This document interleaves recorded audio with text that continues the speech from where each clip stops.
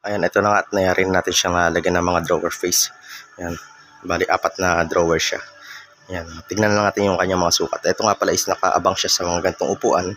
Ito standard size ng ating upuan. Inabang ko siya dun sa pinakailalim niya na parang hindi tumama yung kanyang hita rito o yung tuhod niya pagka siya mauupo. Ayan, tignan natin kung sakto lang. Ayan. Ayan, kung papasin nyo rito, may clearance pa siya. Ayan. Ayan. 3 finger. Yung clearance niya is 3 finger. Ayan, kahit na naka-heels yung may-ari. Ayan, hindi pa rin siya tatama rito. Ayan, meron siyang allowance. Ayan. Ayan. Ayan, kunin natin yung mga sukat na ito para sa susunod na may magpagawa. Alam na natin yung ating sukat. Okay? Ayan, bali 50 inches. Ayan, 50 cm or 20 inches. Ayan, sa kabila na sa pinaka-width niya o length niya ay 42 inches or meron siyang 107 cm. Ayan. Sa height naman na to, medyo matas to sa ordinaryong lamesa na 70 cm. Ayan, may taas to na. Nakawit natin. Ayan. 73 cm o 9 and a half o 8 3/4 inches. Ayan. 28 and 3/4 inches o 73 cm yung pinakataas. Ayan, dito sa portion niya, kung papasin nyo nga pala sa portion na to, medyo malapad dito sa part na to kaysa dito sa ating drawer face. Hindi ko siya kinuha yung gitna niya kasi para yung makagalaw na maayos yung upo. Ayoko na masikip para medyo maluwag yung galawan ng paa ng upo rito, kaya medyo lamang dito sa ating upuan. Yan, kunin natin yung pinaka-width na to. Okay. Ayan, 50. Ayan. 50 and a half. Yung pinaka-inner niya. Ayan. Pinaka-inner niya is 50 and a half centimeter. 50 and a half centimeter. Samantalang yung inner naman ng kabila o sa ating drawer face ay meron lang siyang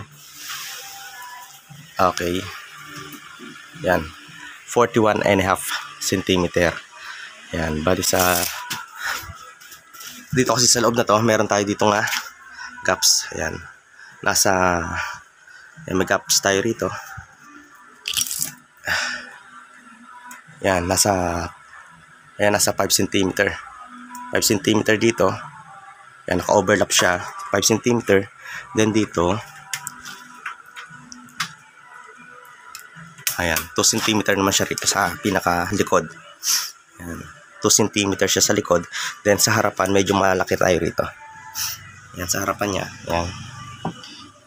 Sukatin natin. And ayun, nasa 6.5 cm naman siya rito. Yung pinaka-overlap niya rito sa ating harapan. Ayan. Ayan. Then dito naglagay tayo ng konting design dito. Kasi may drawer to kaya dapat hanggang dito lang siya. Makikita yung drawer niya doon sa part na yun, kaya ginawa ko na ganito lang na itsura niya. Bali, dinugtong ko na sana to. Ayan, dugtong na. Lagyan na natin ito ng masilya para hindi mahalata. Ayan, tapos dito sa portion na to, ayan, pinakapan natin to para maganda siyang tignan sa harapan. Paikot, nilagyan natin siya. Tsaka nilagyan natin siya ng mga nailer. Then, the same time, meron siyang black screw. Ayan, para hindi humiwalay ito. Kasi baka bumuka to. Pag bumuka to, papangit siyang tignan. Ayan, kaya kailangan meron siyang black screw. At the same time, naka-wood glue and nailer. Ayan, meron din siyang nailer. Ayan. Ayan, ganun lang yung ating pinakasukat ng ating teacher table. Ayan. Ready for finishing na to. Ayan, pwede natin itong i-finish ng water-based paint or acrylic o solvent paint. Ayan. Ayan, masilyahan na lang natin to. Then, finish na siya. Pero ito nga pala, magdadagdag pa ako dito ng konting details. Bala ko siyang lagyan ng groove para magkaroon siya ng buhay yung ating mga drawer face. Lalagyan ko siya ng groove and lalagyan ko siya ng handle dito. Flush handle yung ilalagyan natin yan para magandang tignan. Yan, tsaka para hindi siya nasasagi. Gawa nga na sa school to, mga bata, medyo malikot. Yung handle baka masira agad, kaya kailangan to naka-flat. Kaya lalagyan pa natin to ng flat handle o yung ating flush handle.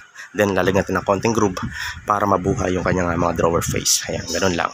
At simulan natin ulit.